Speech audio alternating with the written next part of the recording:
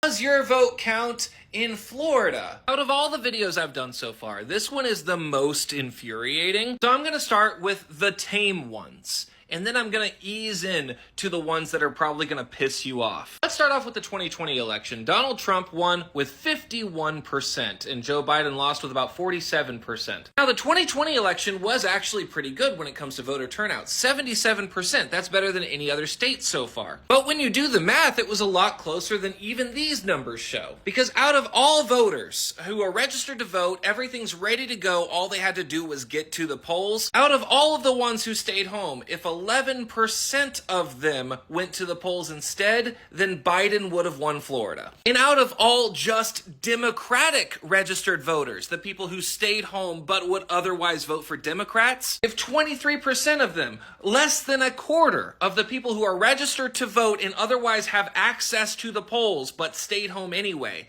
if less than a quarter of them went and voted for the candidate that they are likely to vote for, then Biden would have won Florida. And if you think that that's infuriating, wait until you get to some of these other ones. Before we get to the truly infuriating ones, we're going to look at 2022. If just 56% of voters who are likely to vote Democrat but stayed home from the governor race in 2022 voted, then Ron DeSantis wouldn't be governor right now. Why is that? Well, that's because the voter turnout in 2022 for governor was only 53%. Let's put that in perspective. If only the voters who came out in 2020 to vote for Biden, if just those voters came out to vote against Ron DeSantis, then Ron DeSantis wouldn't be in office right now. Which means, voter suppression aside, we're solely talking about the people who we know for a fact can go to the polls because they did 2 years prior. Which means if you voted for Biden in 2020, but you didn't come back to vote against DeSantis in 2022, then you voted for DeSantis. And keep in mind, this is far from the most infuriating one from Florida. Let's go ahead and do one more from 2022, and then we'll get into the truly maddening ones. Marco Rubio. We all know how everybody loves Marco Rubio, right? Well, if only 19% of the people who didn't vote in 2022 for Senate voted for Val Demings, Marco Rubio wouldn't be in office right now. And once again, if all of the people who showed up in 2020 would have also showed up in 2022, then Marco Rubio would not be in office right now. And not even all of those people would have had to come. If only 61% of the people who voted for Biden in 2020 but stayed home in 2022 actually went and voted, Marco Rubio, again, would not be in office right now. If you voted for Biden in 2020 but did not come back to vote against Marco Rubio in 2022, you voted for Marco Rubio. But again, that's not the most infuriating out of all of them. Let's go to 2018. Ron DeSantis, the governor that not even Floridians like. When he ran in 2018, neither candidate got 50% of the vote. That's right, it was split so evenly that none of the candidates quite got to over 50%. But the voter turnout rate was only 62%.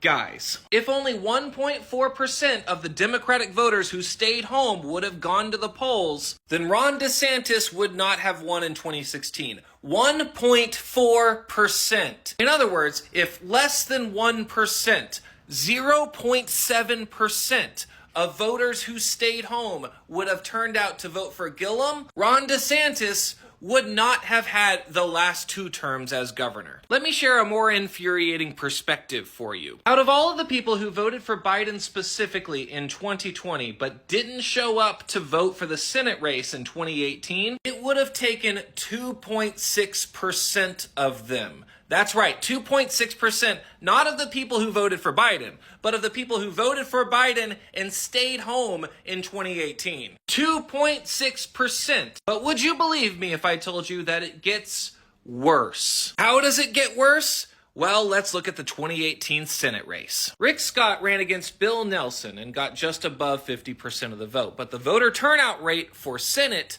was only 52%. What does that mean? That means if 0.4% of the Democrats who are registered to vote but otherwise stayed home would have gone to vote Democrat in the 2018 Senate election, then Rick Scott would not be a senator right now.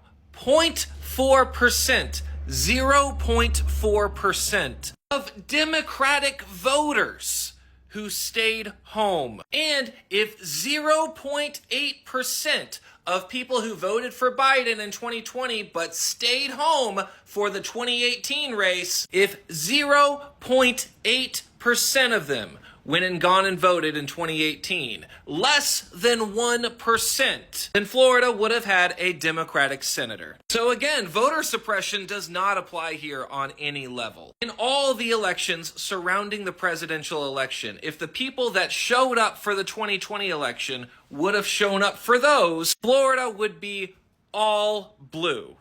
All blue, except for the vote for Biden. Florida would have had 2 Democratic senators and a Democratic governor if the people that showed up to vote the presidential election would have also shown up to vote for those. And it wouldn't have even been close. So if you showed up to vote for Biden in 2020, but you did not participate in the other elections in 2022, you casted your vote for Marco Rubio and Ron DeSantis. Florida is not a red state. It's not even really a purple state. It's a non-voting state. And if you're going to come into my comment section telling me that your vote doesn't matter, tell me what state you're in and I'll show you why you're wrong.